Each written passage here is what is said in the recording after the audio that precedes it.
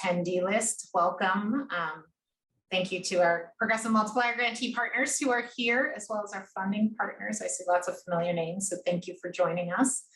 And yes, if everyone could introduce themselves in the chat, name and organization, pronouns, where you're based. Would love to start to get to know each other. All right. Well, it's 5 after, and our attendees list is growing slowly here in Zoom, so I'll go ahead and jump in. Welcome everyone to today's discussion. My name is Bethany Mackey. I'm the Executive Director here at Progressive Multiplier. Welcome to today's inaugural Progressive Content Club. After reading the absolutely brilliant work of our panelists, I reached out to a friend and grantee partner, Brendan Sloan at Jobs with Justice, and asked if he thought Smiley and Sarita would be willing to dig into my personal favorite theme of the book, Capital as a Lever of Power. With our grantee partners here at PM, we support movement groups, independent revenue generation projects with subgrants and strategic assistance. So we thought it would be a really valuable conversation for them to be a part of. And thankfully, Smiley and Sarita were game for this conversation. And we're thrilled to be co-hosting today's events with 2 other intermediaries that we are very honored to work with in different capacities along our journey. Both of these groups support movement groups in maximizing capital, whether it be through establishing optimized legal structures for nascent organizations or providing innovative ideas, support to succeed. So please welcome also Deborah Barron of New Left Accelerator and Adrian Harrow of the Workers Lab. Deborah and Adrian, can you guys do quick introductions? And if you could just riff a little bit on what role you think intermediaries play in helping movement groups combine this collaboration and exploration and experimentation with the rigor that they need to build a new lever of power, like our relationship to capital, or to affect an existing lever of power. Deborah? Sure. Hi, everybody. Thanks for joining us today. I'm Deborah, she, her, I am normally based in the Bay Area, but I am now up in Tahoe. The fake antlers behind me are not my normal decor here, with my family and my kids who may be making an appearance here in the background. So I'm the Executive Director of New Left Accelerator, and we think a lot about capital, mostly because we specialize in doing capacity building with organizations that use multiple legal entities to build power. And so that means almost everybody that we work with is working with a C3, a C4, sometimes a state and federal PAC, and some of the more creatives are using other legal structures, C5s, corporate structures, LLCs, C Corps, S Corps, and part of thinking about how to utilize and access capital sometimes involves thinking about what are the legal structures we need to have in place to do this most effectively. So a lot of our interaction with folks that are thinking about new ways to leverage capital is to help them think about what are the legal structures that we might want to put in place so that when the capital comes in, it is unrestricted and provides us with the most opportunities possible to spend that money in a way that builds power for our communities. So really, we kind of work on the side of figuring out, kind of once you know what you want to do, what are the legal structures that might hold that?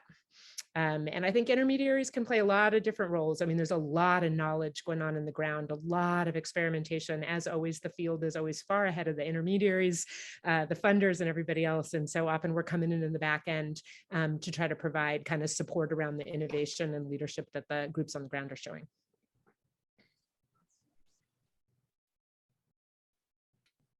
I'll just take over. Go for it. Hi. Hi, everybody. Sorry. Okay, good morning, good afternoon, everyone. My name is Adrian, and I have the privilege of running a wonderful organization called the Workers Lab. Bethany, I just want to say thank you to everybody really quick. Bethany, thank you for taking the lead on this and for inviting us to be a part. And thank you, Sarita and Smiley, for writing this book, which I loved because it's about people and how to better serve and take care of people who work really hard in this country. So thank you for writing this book. I think there's a lot of alignment between the book and what we do at the Workers Lab, because our work at the Workers Lab is premised on the fact that virtually everything that's supposed to be for workers in this country, laws, policies, programs, services, technology, you name it, virtually all of those things are old and exclusive in many cases. And because they're old, they're not serving people well. And because they're exclusive, they're leaving a lot of workers out. And that's not good. And so we need better ideas. And this book is full of them about how to better serve all and every kind of worker, regardless of background, classification, status, whatever. And I'm thrilled to be a part of supporting this book and to be a part of this conversation to learn more about it. On the intermediary point, I'll just speak for the work. Deborah talked a little bit about like the flexibility that intermediaries can create in that's really needed to experiment, to test, to try, to dream, to succeed, and to fail sometimes. I think for us, like what I really see as the value proposition of the way that we're structured as an intermediary is we're able to more easily take on the risk of this kind of work. And it is risky and very challenging and not easy. And the risk is high, but so is the impact if you do it right. And, you know, I think folks in government, folks in the labor movement often get a bad rap about like, you're not innovating enough or you're not risky enough. But I think it makes sense, right? There's a lot more at stake there. As an intermediary, like we don't have members. If we mess up, you know, nobody loses their health care, nothing crazy happens, right? We just learn more and we get better.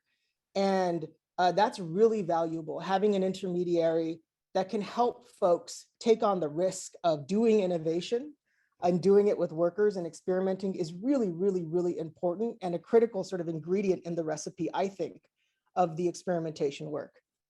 Back to you, Bethany. Thanks again. Adrian, thanks so much. I plus one 1,000 times everything that you said. I love the experimentation role that intermediaries play, and I think it's so critical when we think about building capital and building capacity. So I have the great honor of opening up this discussion with two amazing human beings, and they're very cool art portraits that were done for the book.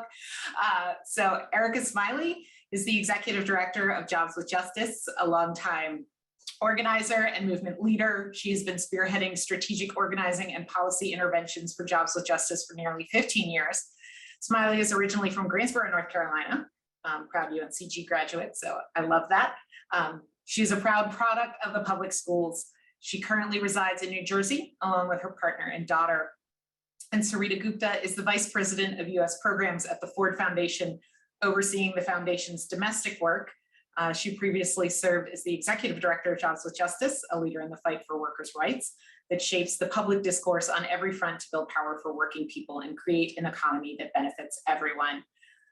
Both of you, thank you so much for being here. We truly appreciate it. Any opening words before we get into it and start grilling you as authors and panelists today? Not really. I mean, I'm super glad to be here and also excited for this conversation because it allows us to focus on a slightly different part of the conversation around power, around organized money than we've gotten to do in other spaces. So I'm excited to dig in. Yeah, I would just echo the excitement to be here with all of you, and huge gratitude again to you, Bethany, and Deborah and Adrian for just pulling this whole event together. So really happy to be here and really happy to dig in. So wonderful. Well, let me stop sharing so we can see maximum size, beautiful faces here. I have the honor of the first question before I will kick it to Deborah for the second, but let me look at my notes here. So one of my favorite quotes from the book is, quote, "Organizing people as workers is not enough. As the strategies deployed by capital change, the specific mechanisms working people access must also change to apply to all the ways in which humans relate to capital." So when I apply that wisdom to the movement, or how the movement organizes money to shift power, you're calling on us to use different mechanisms to meet the movement and meet the moment, if I read that correctly. So the money we've traditionally organized, union dues, traditional institutional philanthropy, has a lot of constraints when it comes to power building. So I'd love to hear your perspectives on what are the barriers we should be fighting against, and how do we generate revenue more creatively and reorganize it to work in favor of democracy? Whoever wants to dive in first. Oh, I'll take the opening question. So first of all, let me just say that I want to make sure that I frame all of our conversation today and start off with this idea that there's plenty of money. I just want to start with that. There's plenty of money. There's so much money. I mean, it's almost exhausting to think about how much money there is. So we're going to live in abundance for a second. There's so much money. And we've generated most of it.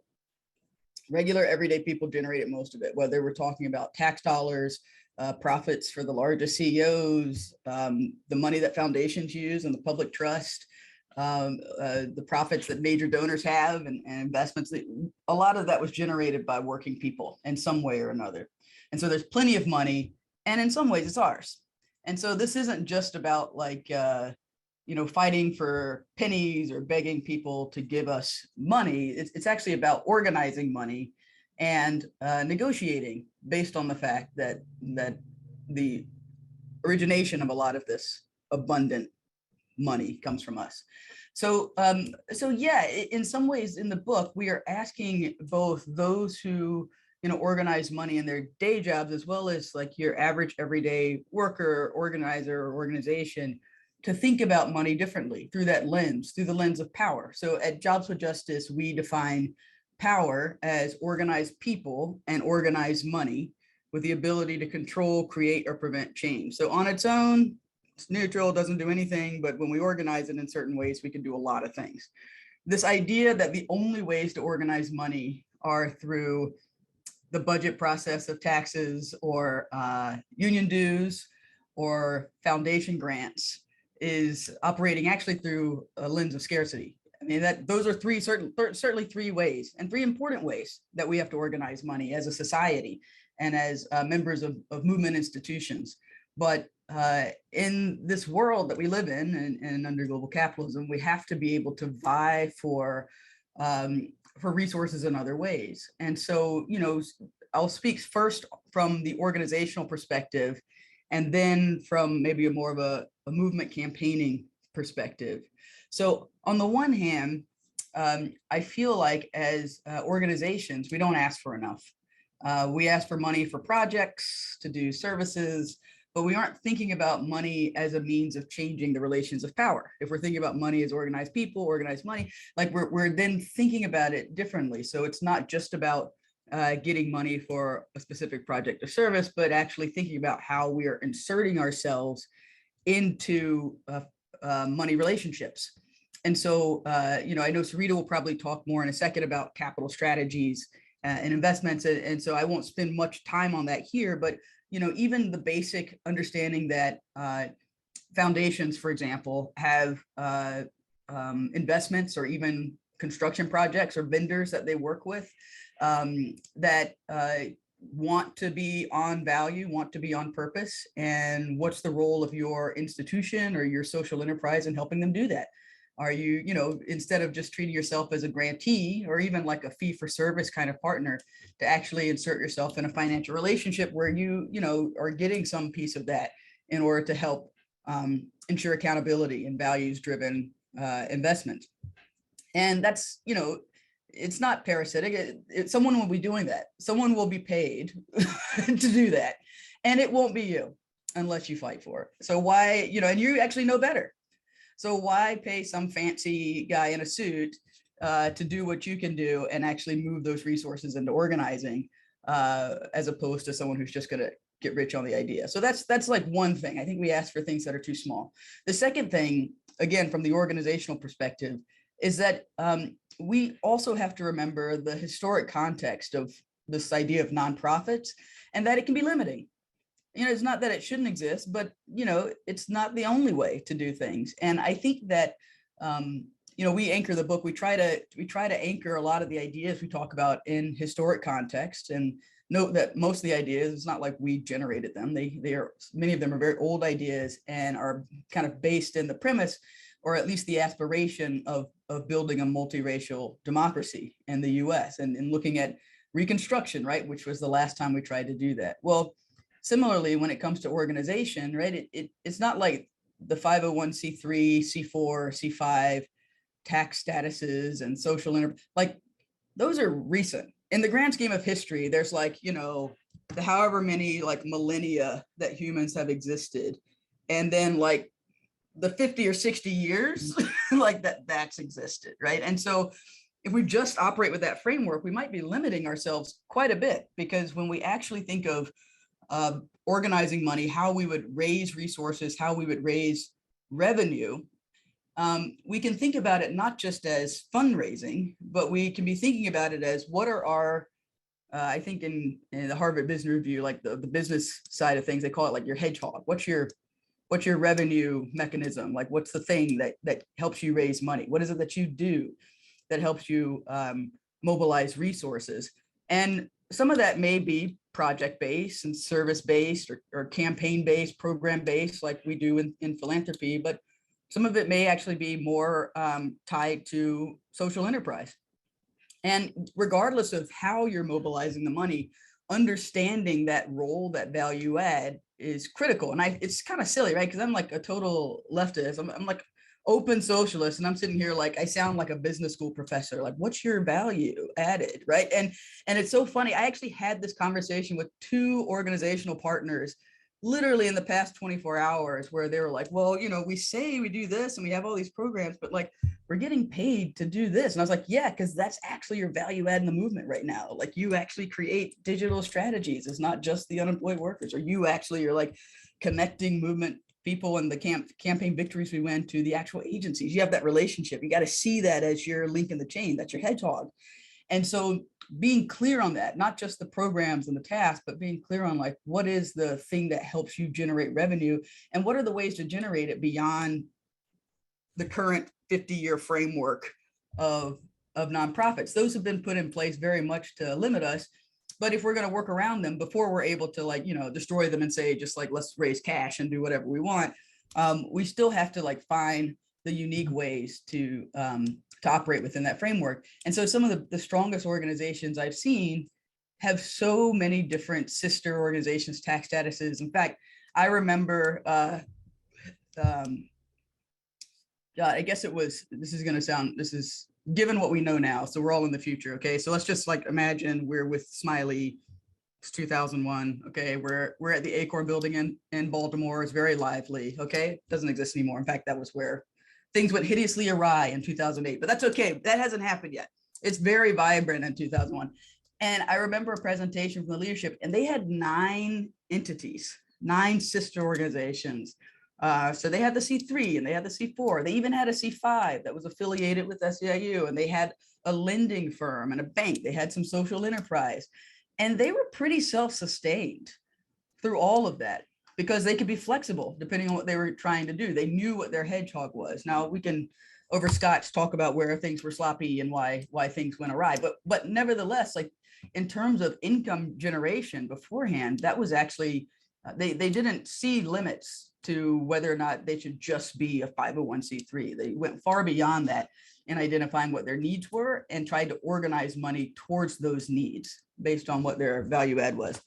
So then the last thing, to pivot a little bit over to like the movement and campaigning perspective, to think about the big we and the big money. Again, plenty of money, tons of money, guys. Buku money, bling, bling. There's tons of it. Okay. So, when we are running campaigns, so part of, how to say this, part of the brilliance of the union movement, even as it exists today, even as small as it is that it can remain powerful because of how unions have figured out how to organize money, of how they've identified their hedgehog. And so, unions, by nature of winning, and by nature of winning a contract, right? Unions ultimately organize money back from capital into the hands of workers through wages, right? That is organizing money. So it's not just dues that fund unions, right? Like the dues come from increased wages of workers that then, right, can go back into organizing. And that's not even to mention COPE and political spending and other spending that goes beyond just mandatory dues. But second, when we think about taxes, or let's not just say taxes. Taxes is too general. Let's say like tax breaks or subsidies to large corporations, or who the government can spend its money on. So through procurement and these types of things, we really don't spend enough time trying to regulate those asks. So like, that's our money. And, I grew up, I can't say that I'm particularly religious now, but I grew up in the Presbyterian church. I even talk a little bit about it in the book. And I remember that once a quarter, there would be like a membership meeting or something, like to go over the budgets and everything. When I tell you that it was always those meetings where the church was packed, because everybody wanted to know what was happening with their money. Like everybody was like, what are we spending it on? And did that actually work? I mean, people had questions. I mean, it was tedious. Actually, even at the age of like 10, I felt very bad for like the people who were trying to discuss what was happening. But like, that's what happens when people feel like, yeah, this is our money. What are we spending our money on? And so why is it that we just like single that just to like say even a budget process, if that, right? But that when we think about what our money is being spent on, why aren't we regulating, how contracts are signed between our local and state governments and Amazon Web Services? Why aren't we putting restrictions on like what money can go towards and not go to? That's something that should be negotiable because it's our money. It's our money. There's plenty of it. It's our money. And so one of the other strategies that we tried to test in the past was this idea of like a bad business fee, right? And so this was saying, you know what, forget the taxes, like let's do a fine. Fines in many municipalities are things that are usually targeted to a specific service like trash pickup or libraries or things like that, right? So let's do a fine that's going to go into a fund to support workers in low wage sectors. And the fine goes to low wage employers. And I remember in Connecticut, it was like $1 for every worker and every hour that a worker was paid under $15 an hour. It's going to generate a ton of money. I mean, I can share a report. It was like a lot of money. And people are like, oh my gosh, that's so much money. And I was like, yeah, I tried to tell you there's a ton of money. I don't even know why you guys are so confused. There's a ton of money out there. And we didn't win. We failed forward, right? It's like some companies like raised their lowest wage to 16 just to avoid what they felt like could be a possible, significant chunk of change that they'd have to pay. But we basically made it more expensive than the cost of business to pay workers low wages. And the coolest part is that in creating that fine and organizing the money into a fine as opposed to a tax, we sought to create a board of workers, a decision-making body, a governing body of workers in the case of Connecticut, it was like care workers, education workers, teachers, childcare workers, and the recipients of those things. So parents, teachers, care recipients, things like that would be on the board to actually discern how the money was used. So a full victory would have actually meant a change in the relations of power, not simply a increase in a certain set of services, right, that people needed. That's not to say that we shouldn't fight for services in a budget process, but I'm just saying that's not the only way to fight. And if we think about all of this stuff, all of it, organizing collective bargaining, organizing in a workplace context, organizing in a tenant's context, it's all about organizing more power by organizing money. So last thing, right, in a campaign context, which is let's say less macro than federal. All right, two more things. I'm sorry. All right, so tenants, right? So that's part of the book is figuring out how we apply organizing collective bargaining strategies to economic relationships beyond employment. So what is stopping tenants? Tenants are paying rents, so we aren't negotiating over wages, for negotiating over how our rents are used, right? So where is that quarterly meeting like I saw in my church, right? Where everyone's just like, so how's it going? Have you repaired that thing in the building? Like, are we gonna, what are we getting from rent other than like this small domicile, especially in like a place like New York where you're renting like a closet, right? So what is it? Where's the money going? So what is the relationship between the tenants and the corporate landlord? Why does it have to be waiting for the government to enforce some law? Why can't you negotiate directly over what your money's getting? I mean, none of us would stand for that with any vendor, with any contract that was providing anything. We would all want to go through not just the lease, but like the statement of what we're getting for the money that we're paying for a thing. And we would want to negotiate that, right? And we would want to, some ways want to do it collectively, like on equal footing, which is what collective bargaining allows you to do. It automatically helps to shift the power dynamic so that it's not just someone with a ton of economic power to either evict you or fire you, but the collective allows workers to negotiate equally as opposed to individually, which they have to do every day. And obviously, can't do successfully. And so, you know, you look at a place like Germany where a large apartment building contains a cafeteria, childcare. And I remember asking someone, I was like, oh, that's cool. Like, you guys rent childcare right out of the building? They're like, no, it's included in our rents. That's why we came to this building, because, you know, it's all included. Why not negotiate that? Okay, that's some pretty brilliant infrastructure. We should negotiate for things that we actually need beyond a small domicile to actually live in. And then the last example, which relates to this question of procurement, subsidies, taxes, right? I want to mention this in particular because we're in a period like in the pandemic of relief, right? Where like the federal government in particular is attempting and has attempted for the past few years under both administrations to provide relief.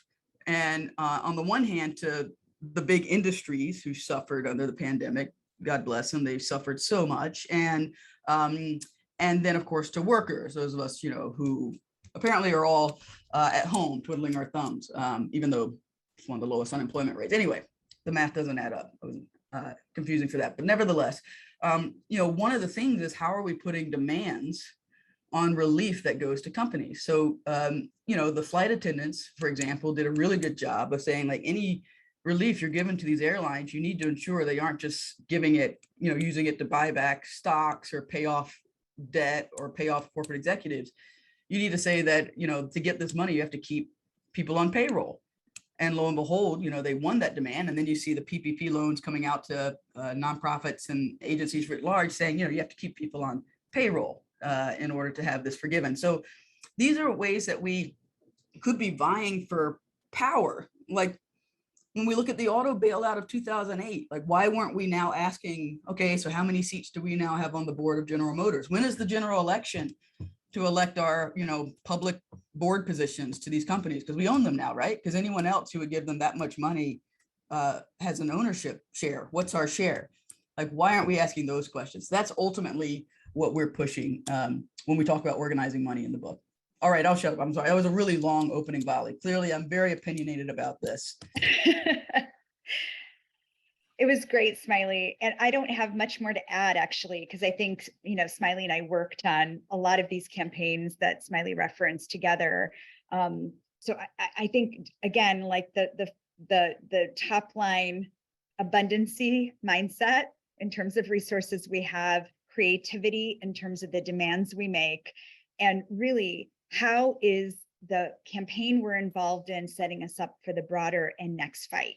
And that I think is really, really important. And when we allow ourselves to do that, we can be so much more creative in the actual campaigning. So I'll leave it at that so we can move on in the conversation.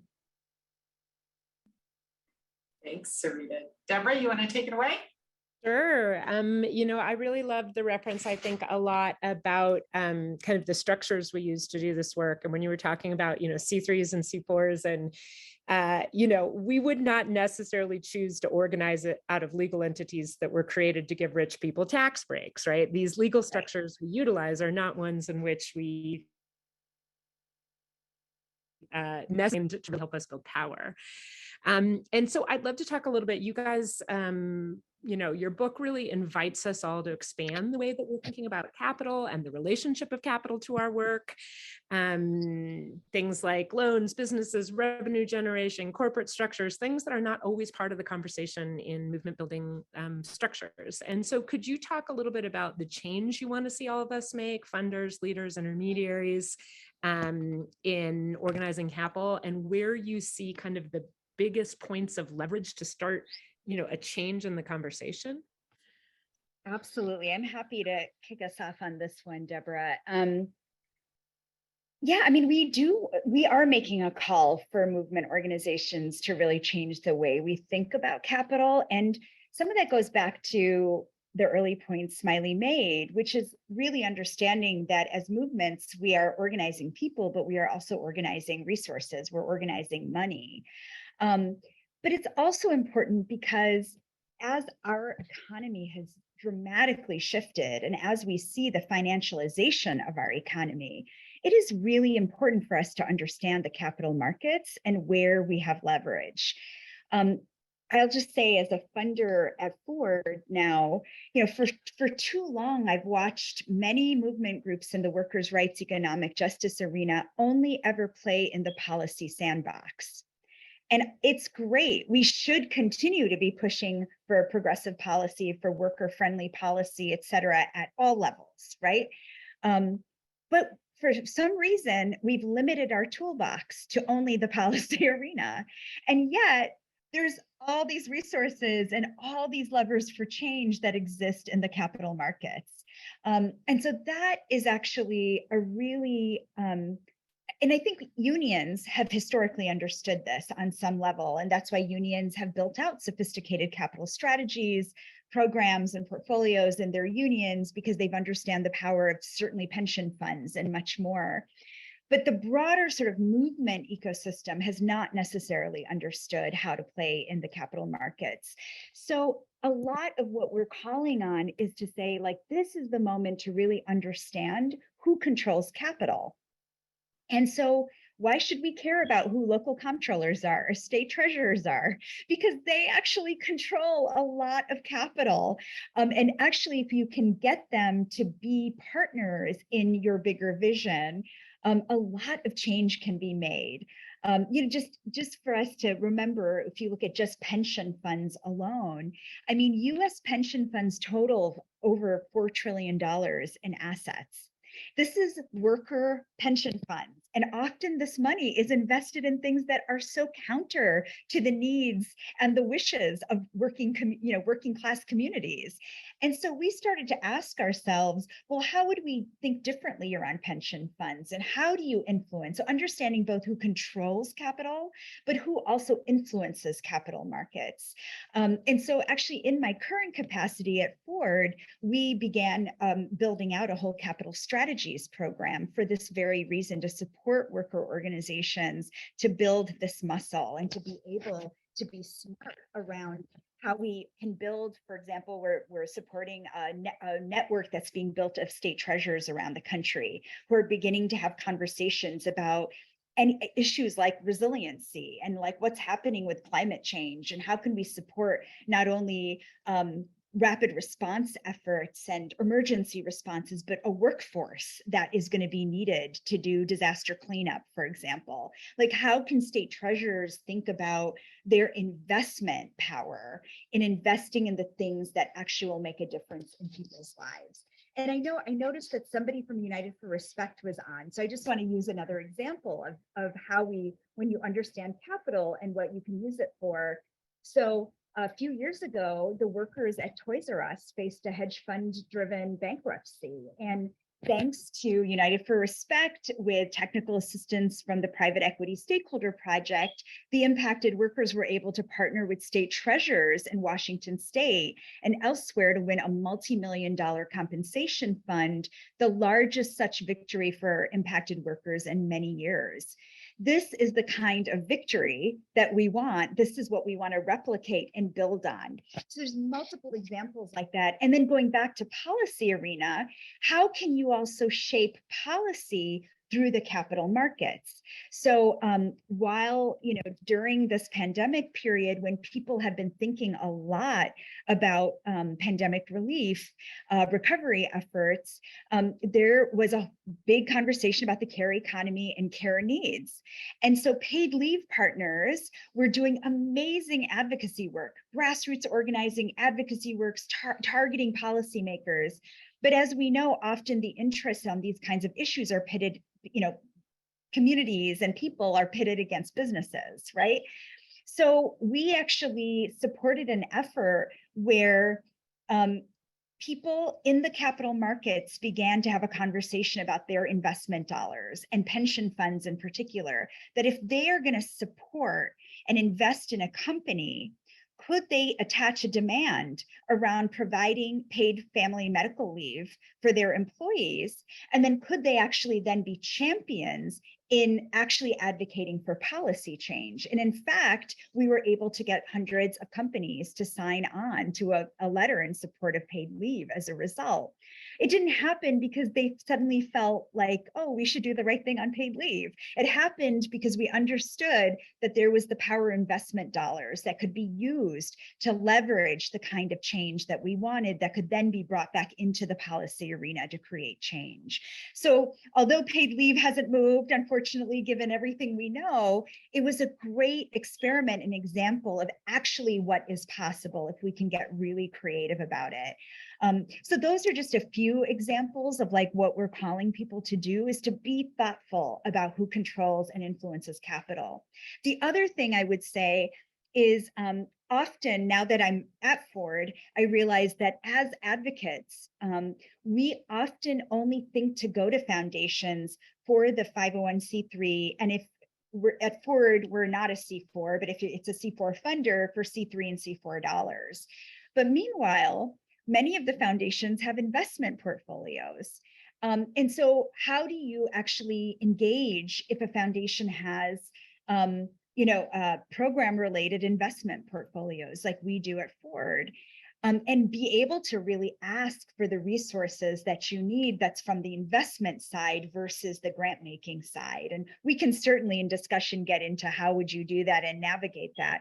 But that's the other thing, is to really be thinking creatively about the asks even of our philanthropic partners or donors. Because the other thing is many donors actually have relationships with investors. And I think going back to Smiley's point earlier about we ask for too little, we ask for too little. Like we say, can I do a meeting with you? But we don't then say, and can you connect me to 5 other people who could potentially be investors in this idea? And just learning how to just get bolder in the demands that we're putting out there in itself will start opening up many more doors. So those are just a few thoughts. And Smiley, I don't know if you have anything you want to add to that. Not at all.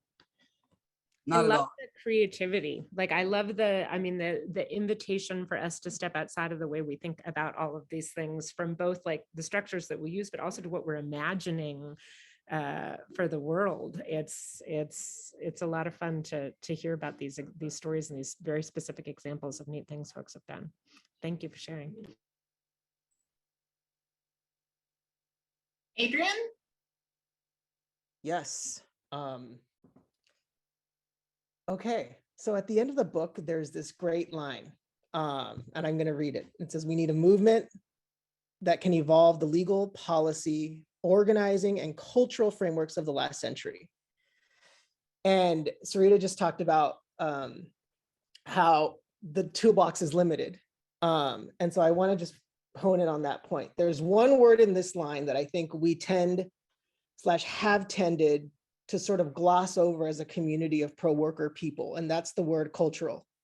So I want to focus there, if that's okay. Sarita and Smiley, I've heard you both very elegantly at that, talk about the importance and the need for cultural power for workers, in addition to the muscles around economic power and political power. And I really appreciate that, because I don't think that we talk about it enough. And I think that's because culture is a little bit amorphous, intangible. It's often hard to see and touch, right? But the reality is that it's all around us as people, as consumers, every day of our lives. And the companies, firms, whatever, particularly the companies inside the gig economy have done, I hate to say it, have done an elegant job of grabbing the culture and really perverting it and deceiving folks with messages that are, well, deceiving, right? About what workers want and need.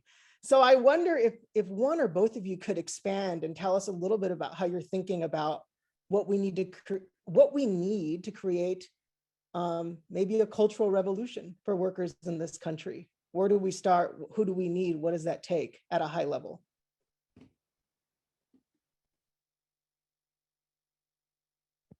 Do you want to kick us off, Smiley, or you want me to take? I feel like I always yield to you on the culture questions. I have some thoughts, but they probably aren't as sharp. So let me back you up. Okay, that's awesome. Well, first of all, we should acknowledge right now we're in a cultural moment. we are in truly like what I like to call, Smiley and I like to call the Great Awakening, because workers are actually, they're acting with their feet right now, and they're making it very clear that they don't want to go back to a status quo pre-pandemic, and that in fact, if the pandemic did anything, it forced these immense questions around the role of work, the value of work, whether they are valued in the economy, and much more. And this immense uprise of organizing that we have happening in this country with Starbucks, with Amazon workers, with Apple in Maryland. I'm in Maryland, so like Apple in Baltimore is pretty amazing. To Microsoft, to so much more. Like we are just seeing workers across the economy really acting with their feet, and workers who, by the way, don't have the right to organize and collectively bargain, who for a long time now have been acting with their feet and changing their conditions, when we look at the amazing work of the domestic worker movement and farm workers in this country. And so I just say this because we are in a really different moment. Smiley's heard me talk about this, but I got to spend a month out at the University of Oregon a few months ago, and I got to lecture in a bunch of classes. And this had to be the first time in my career that I walked into an undergraduate seminar. And I said, when I say labor and when I talk about unions, what comes to mind? And the response I got was like, Starbucks, Amazon, workers organizing. We need to be organizing. We're young workers, you know, versus the usual, which was always this sort of tepid, like, oh, unions, they help people. And then eventually you get the really negative sort of stereotypes of unions, right? That was incredible to see. Like people are on fire right now. The public has an all-time support. The latest Gallup showed like well over 60% of the public supports unions. So we're in a cultural moment. How do we meet this moment right now as advocates of workers? And that requires us to think again very creatively about how we frame our campaigns or how we frame our efforts in this moment. And this is a really big reason why Smiley and I wrote this book. We could have very easily written a book that was about new strategies for labor organizing. But actually what we chose to do is to say, we're going to write a book that really centers the movement for workers in relationship to a broader movement around democracy. And this is really, really important because it goes back to the values. What is the point of collective bargaining? The point of collective bargaining is so that people can live with dignity, with joy, with agency in their lives. We want to rebuild that demand for dignity, agency, joy, voice, all those things. And that is actually this ripe moment that we're in right now. People are really driven by those values. And so how we frame our campaigns, how we frame our new businesses and innovations, if we stay narrow, then we actually will lose the moment. But our ability to be focused, I'm not saying don't be focused, but frame it in a larger story of us, a larger story of us as people in this nation, trying to help born a democracy that can be better and bolder, that, as Smiley likes to say, our ancestors like imagined eons ago. This is the moment we're in. And so inviting people into being a part of that. And I think there's many strategies. It's how we talk about it, how we get storytelling. A big part of our book is actually, we included both portraits and stories of worker leaders on purpose, because we also wanted to change people's mental image of who we mean when we talk about workers, who we mean when we talk about the labor movement, and who we mean when we talk about leaders. Because often we do this like leaders are here, organizers are here, but actually in our experience, the rank and file leaders are in fact the organizers and vice versa, and they're all strategists, right? So in all of our stories in the book, we really lift up how leaders, rank and file workers, are actually strategizing on new new approaches to how they organize and how they tell their story as whole people. Because the other really big part of our book and message of our book is the importance of whole person organizing. And that goes right back to the values driven. Like, it's in the worker movement for too long, we've gotten so caught up in talking about the process, we've lost people on the hearts and mind. So tapping back into hearts and mind. And there's great examples of work being done right now using social media and videos and like really powerful storytelling, I think, is the moment we're in, because we need more people to see themselves in the story of the worker movement today, whether they're in a union or not, and whether they have the right to be in a union or not. And that's the great challenge and opportunity for us in this moment. The last thing I'll say on the cultural piece is to never underestimate the power of pop culture. And, there's a lot of, I want to be clear, I'm not suggesting pop culture instead of everything we just talked about. It's got to be a both and. But in the pop culture arena, and specifically when I think about athletes today, athletes are actually a really fantastic way to bring a lot of people into the conversation. If you read the book and you read my little bio, I talk about how I coached my daughter's soccer team for many years and was trying to infuse practices of democracy to these young, at that time, 10-year-old girls. And they all, I remember, showed up on the field one day and they were like, oh my God, how is it that women are paid less than men? And they had been following the National Women's Soccer League talking about pay equity issues. And just a few weeks ago, when the National Women's Soccer League won this amazing contract and the union, they were like, yeah, that's what we need. So, I mean, it's, to not underestimate the power of those things, like soccer players, women soccer players standing up for what they deserve and demanding voice and dignity, and how we infuse that, and support that in our culture, but tell that story over and over again, especially to young people in our lives who love sports, let alone old people. And that's not to exclude older people who might love sports too. But so I think that's the opportunity we have. Thanks for including me at the end with the older people who also love sports. Sarita, you really said the bulk of it. I'll just add a couple of really small points here. I think that part of culture is like, what is it that's permeating the daily life of people? And I think Sarita's examples are really valuable, because what it means is that right now, the plight of workers is seen not simply as a thing that unions do behind closed doors with employers, if you know anything about the process at all, but actually something that's happening in the streets every day, on the news, on TV, on YouTube, on TikTok, or whatever other social media people follow, right? So it's like a very palpable thing. It's happening. We all see it, kind of like the Olympics, although, well, whatever, bad analogy, but nevertheless. Okay. The other thing that I feel is important to note about culture in this moment, and particularly as it relates to our book, I mean, Sarita noted the need for us to blur the lines between workers and organizers, that we're all strategists. And in fact, in this day and age, a lot of organizers are directly impacted, and a lot of directly impacted people are organizers, whether they're paid for it or not. And so to intentionally lift that up and to do it in the context of also showing their face. And so, we made a decision at some point to really lean into the stories and to have it be from the workers' voices, but also the portraits.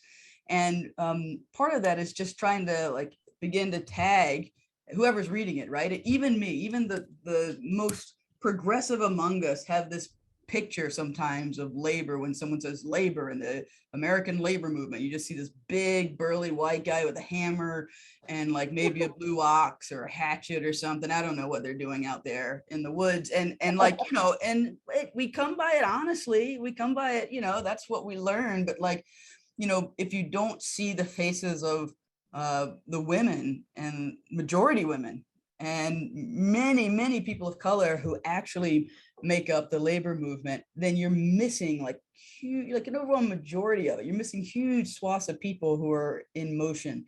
And so that was another cultural intervention that is certainly more subtle than the text and the theory and the ideas, but felt important to us. And even just as the authors, as two women and 2 women of color who didn't come from union households, writing not a story about our struggle, but actually about what we think should be done to build power for the labor movement. That in itself felt like an important intervention to make in this moment. And then the cultural intervention, sorry, who is, credible in saying what should be done right now. And then I think I want to just speak a little bit to what's happening now in the movement and what works, what the soccer team, what Sarita's soccer team was coming and like seeing and was excited about is that I think what's really exciting is that a lot of the workers they're seeing and looking up to, whether they are famous athletes or Starbucks workers, they are seen not simply as fighting for workers' rights. In this moment, they're seen as fighting for all of us. Like that there's something happening, something has been exposed, there's an imbalance, and workers, by the sheer nature of fighting for better standards at a particular employer or in a particular industry, are fighting for all of us. And that's valuable because there are even workers who are motivated to act right now to really risk their livelihoods. Because let's not pretend like this is just a fun hobby. Like people are risking their livelihoods and their families' livelihoods to do this. And in some ways, they're doing it not just because they want a better wage. They've always wanted a better wage. But in some ways, in this moment where we're in the middle of what feels like a pretty significant collective crossroads or crisis in democracy, or however you want to spin it, a lot of people are seeing this as their contribution to trying to improve, if not build for the first time, like a healthy democracy. And that fight has to happen economically as well as politically. It's not just, we're no longer satisfied with just like voting once a year and then praying for the best, especially given, God bless them, even the most union presidential administration we've ever had, right, is still, not always doing it. And so, I think that there's value in that. And that's I struggle a little bit in the question because is it a question of culture and like behavior and what's showing up in people's daily lives, or is it a question of like the battle of ideas? So that's why I always like hesitate a little bit, because there's a piece of it, getting to people's daily lives. There's a piece of it that also really touches on what people understand as what they're allowed to do or to ask for. This idea of, to think that am I an expert, right? Like if, there are many rooms of workers who know their town and their community and their work site back and forth, but you let Jeff Bezos sit down and they'll yield to listen to his opinion because why, right? Or likewise, when it comes to this idea of, do I deserve something better? Like part of the reason why workers are emotional now is because they now think they deserve something better. They don't want to be dispensable when it comes to employers, right? And the pandemic helped with that. And then even just this idea of should I have a say? Again, going back to that hot Sunday church budget and everyone who felt like they should have an opinion. Like I have an opinion and I'm going to express it here, whether you like it or not, And do people feel like that about our society? These are both, I think, interventions we need to make in the battle of ideas, but also cultural. You have to actually build a culture where people think that's normal, where they feel like they should weigh in and because only then will we have new creative ideas for what the platforms will be, because people are like, well, I should be here, man. I don't, and they won't look anything like what we imagine. They'll be so much better or even, messy or who knows, but it'll work because they will be building the road while they walk it. Thank you both. So we need church, we need athletes, and I would add to that list Beyonce for the Cultural Revolution. Hey, look, don't take me with a good time. I may not be all that religious, but you give me a good revival tent, and we'll have a party. All right, thank you both. So I want to wrap up with just one other short question. Now just seeing a couple of the Q&As that are coming in that jive together. And when I'm so thrilled when I look at our attendee list, I see Texas After Violence Project, I see CPD, I see Fair Count, I see Harriet Tubman Freedom Fighters, I see Our Blue Future. They're like, I'm in awe of what the front line represented on this call today. I want our last question before we open it up for true Q&A if you were to give advice to the funders, the movement groups, the innovators on the phone today, what recommendations do you have for them today to access capital to build power versus fill an immediate programmatic need? Everybody on this phone is really honed at trying to go after funding for our programmatic needs, but how do we access capital to build power, whether that be PRIs, traditional philanthropy, independent revenue, fee for service? What do people need to do to access capital today to build power? Well, I think I understand the question because I feel like you're kind of answering it as you were asking it. Sorry, those are some of the strategies, right? And so maybe it's more important for me to just say that the first thing is getting clear on the power you're trying to build. That will clarify everything in terms of where to look for the money. That will tell you what you don't know and need to find out. It'll tell you all kinds of things. If you know that, you're not just trying to raise money for a program or project or campaign, like certainly with all of those things, there are ways to raise money. Most of us know those ways, just to be honest. But if you know that you actually need resources to govern, then that tells you, okay, maybe we need to think about organizing money differently. Like, where have our members or our leaders or our network or our stakeholders, where is their money going? Is it going to a set of corporate landlords? Is it going to a set of investments? Is it invested in a set of pensions? Is it just tax dollars? Like, find out and then go from there. And that's really, like, in some ways how we looked at the bad business fee, which is the example I gave earlier, is that, they should be getting paid. They aren't getting paid. That's where their money is. It's going to those companies who should be paying them more, but are pocketing it. So let's find them. That's where the money's going to come from. And then we can negotiate over that money. But that's the first question. It's just like, for those of us who, I remember being 18 and seeing my first Midwest Academy strategy chart. And the idea that the first thing I should ask was like, what are my short, long, and intermediate term goals, as opposed to like tactics, was revolutionary. I was like, oh, right. I shouldn't just like run into the street and do crazy things. Like, I need a plan. And so, when you're trying to, I guess my advice, if that's what we're asking here, is like, when we're measuring success, when we're trying to say, what are the benchmarks that tell me I did this well or not? It can't just be how much money did I raise. It has to be, how did this help us and help my base change the relations of power? How are we now in a position where our ability to set standards goes beyond voting once a year, but is actually a part of some labor management committee, a part of some decision-making body or board in local governance, is a part of some other, a corporate board, right, is a part of some other thing that allows you not just to raise money once, but perhaps have some say in how money is organized in an ongoing way. Yeah.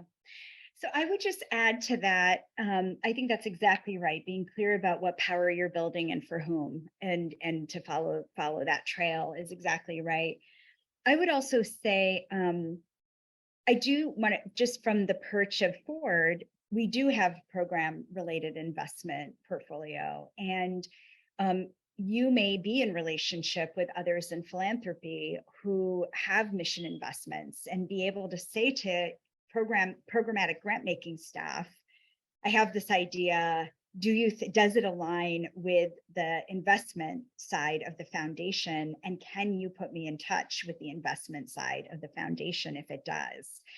And I think for so many years, I know when I was at Jobs Justice, we didn't even know to ask that question, and then all of a sudden we're like, why haven't we ever asked that question? Especially as some of our core partners were building, like I'm thinking about Rock United when they were building Colors restaurant, or when, NDWA has been trying to build out this Aliyah platform. It's like being able to be in relationship with the investors. And sometimes the grant making teams may or may not have an investment portfolio that aligns, but their investment folks can actually give you guidance on who else in the investment community would be worth going to.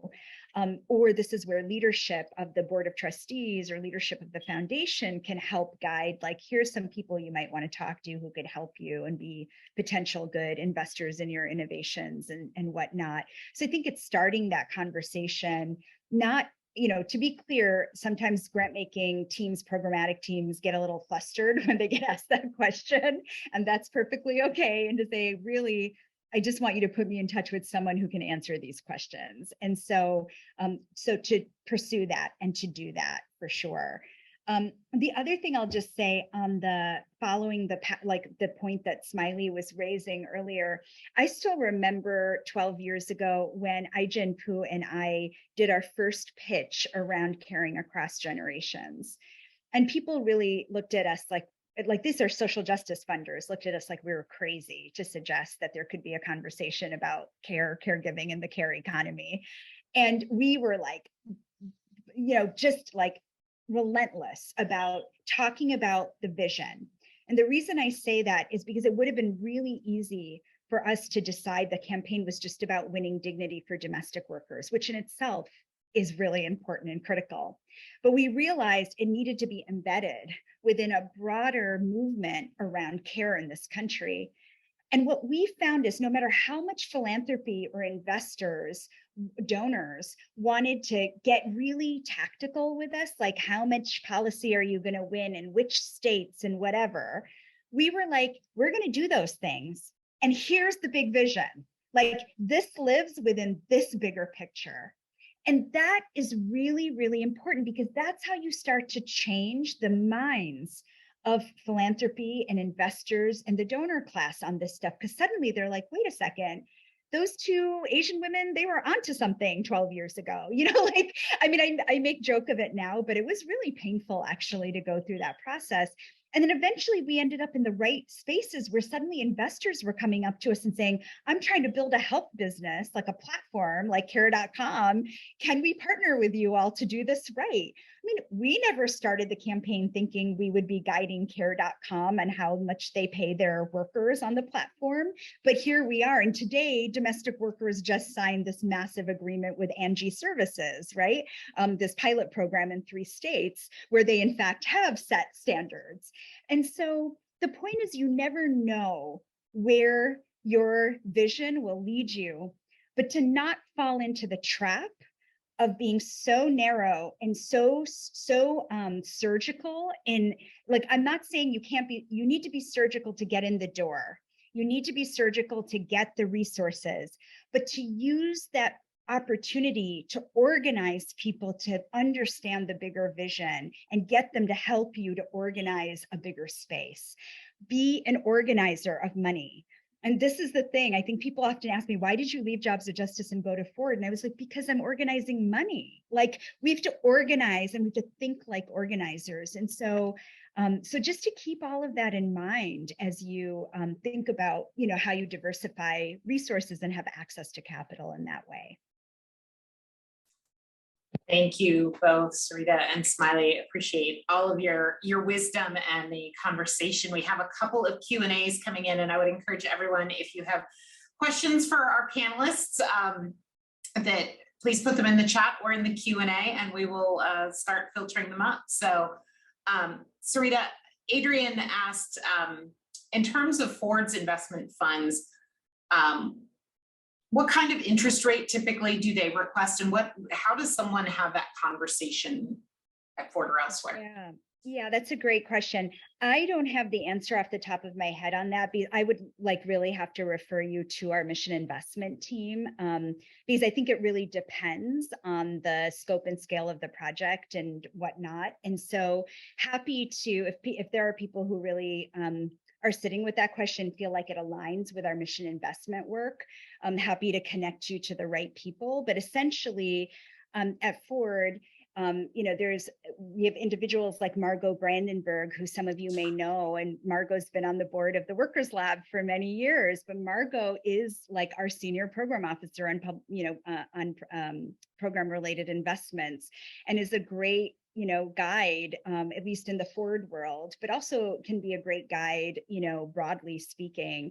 But there's individuals like Margot in the world that are worth engaging with to kind of really think about, is how you're even talking about your work, able to attract the sort of investment sides of foundations.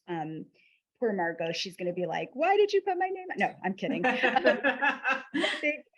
But really, I think it is about starting the conversation there. And if you didn't know someone like Margot, I mean, obviously Adrian knows Margot. There's other people on this call who know people like Margot. But really, this is where I've learned over the years: ask for the help you need, and people will eventually guide you to the right bodies or groups of people who could be really helpful.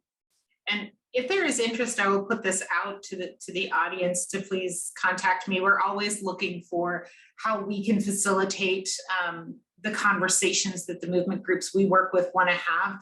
If you would like the Deborahs and Adrians and myself of the world to try to put together, like, do we want to put together a panel of folks that are more on the investment side to say, how do you facilitate getting access to that kind of capital? Or we are completely open to that, and feel ethically bound to do that kind of facilitation as intermediaries. So please reach out to us on that.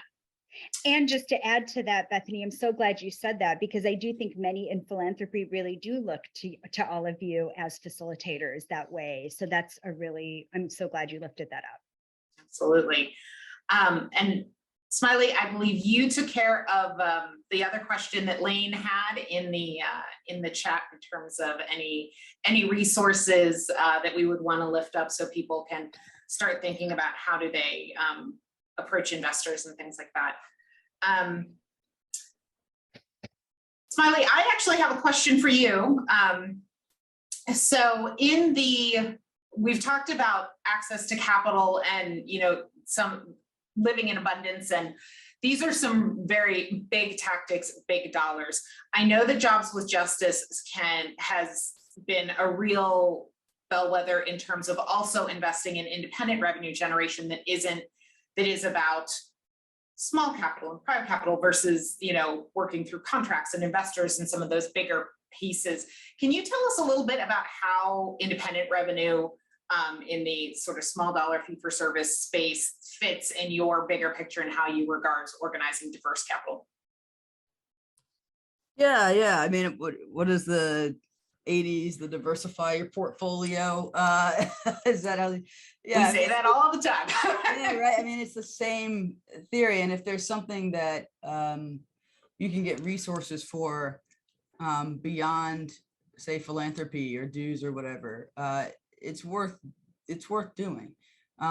We at Jobs with Justice get contributions from unions, and certainly over the years as our organization has grown and we've gotten more have built more relationships within philanthropy, and philanthropy has been more open to organizing and collective bargaining from a worker perspective, that shifted, but we still get contributions, and some of it is general support because of the work we do and how aligned it is with what many unions are attempting to do. But some of it is very specific. And so, for example, the Painters Union is on our board and provides general support funds as a part of like our shared work together. And we do a lot of work in the world. But we also get resources specifically in fee for service, given some of the trainings that we've developed and then run for their leadership, for different elements of their leadership. And that's separate because it is it's money they would spend somewhere else, probably somewhere less aligned, if they weren't working with us on it. And it's even from like a different budget item. It's all these things, right? It's like not assuming that the resources that we would need to do stuff comes from just one place, even in one institution. And within that also, in order to do that, we had to actually value our work, like what we were doing, right? It wasn't just like, oh yeah, we have general contributions, we're just going to do this for solidarity. No, like it costs us to pull this stuff together. We have to spend time on it, take time from other things. And so, in some ways, when we think about culture change, even just like internally in our own heads, we have to actually remember that we also we have value. We also are generating labor and have to, it's not that we want to overcharge. We aren't pay to play, right? But it's like just at least recognizing the value and asking for that compensation.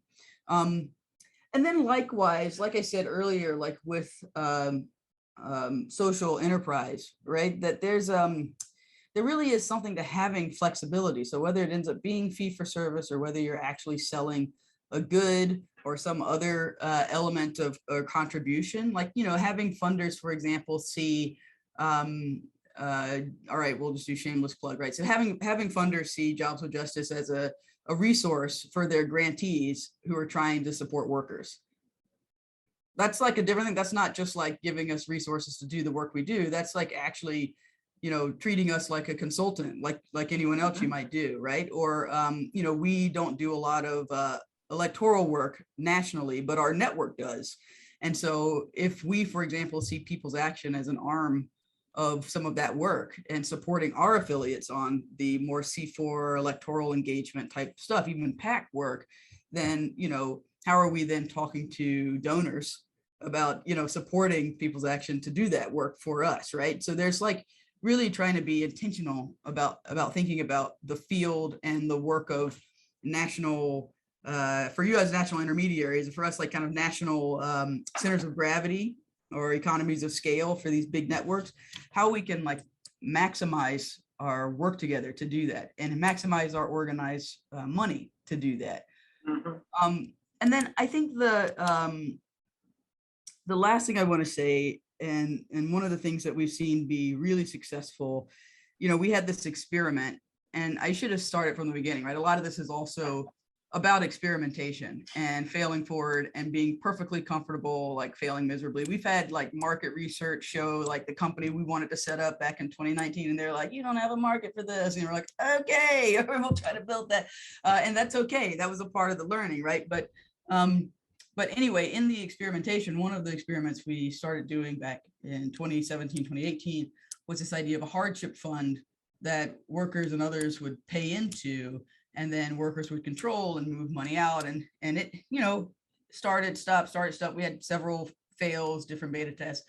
But the fact that we had done that allowed us such that when COVID hit, and relief money was coming from the federal government to everyone, but not all of us needed it in the same way, we could make an ask to our list, our activist list, for those who really didn't need it to donate all or a portion of their relief to the hardship fund. And fairly quickly, I mean, this is very early, so it's not as much as what, say, Saru and One Fair Wage were later able to raise, but like, about a week or two, we had $200,000 that we were then able to, create a board of workers to then dole that out to local solidarity funds. And next thing you know, around the country within the JWJ network, just to start and then beyond, you have worker solidarity funds popping up all over the place. There were at least 30 by the end of April 2020 that we were able to move resources to get small dollar chunks of relief into the hands of workers fairly quickly. And so now you see Coworker doing this by targeting white collar workers for funds for their worker, what do they call it? Worker solidarity grants, $2,500 grants to workers with an idea to build committees to organize. We're doing similar things with rapid response resources for workers who have been terminated for organizing. And it's just really trying to organize our money differently. There's so many times where we're just asking people to give money to us to do stuff, which, we got to do it. I get it. But like, there's also opportunities to like help people think about their money very specifically about how they've organized it. So sure. Yeah. Okay. Tax season's coming up. How much do you want to deduct? That's legit way of helping people think about their organized money. You just got this big relief check. Do you need it as much as these guys? No. Can we have some of it? That's helping people think about their organized money in a very different way, and then helping us organize money that is perhaps more flexible in some ways than what we might have to do or report on in the traditional kind of philanthropic relationship. Okay. Thank you, Smiley. All right. Any endowments, but anyway, we'll get there. Boom. Yeah. Just to say, that came up 12 with minutes. they were like, yeah, man, you know, you can raise a capital fund. Oh, I didn't even know. That's a whole thing. Anyway. Yes. We actually have a couple of our Southern Poverty Law Center crews that are getting into that work as part of their project. So very, very excited about that. All right, everyone, any final questions for our panel before we wrap up? Not seeing anything on the Q&A or the chat, but as you think of questions, please send them to us. We, as I say, the intermediaries on the phone are very interested in making sure that the conversations like this one that need to happen actually happen. So I want to thank Adrian and Deborah for being my partners in crime, and Sarita and Smiley for your brilliant writing and thought leadership, and always being at the forefront of what this movement needs. We thank you so much for your time today and everything else you bring. Take care, all. Thanks. Thank you so much again for hosting us. And thank you for joining the webinar. So glad to be with all of you. Thanks, everyone. Take care.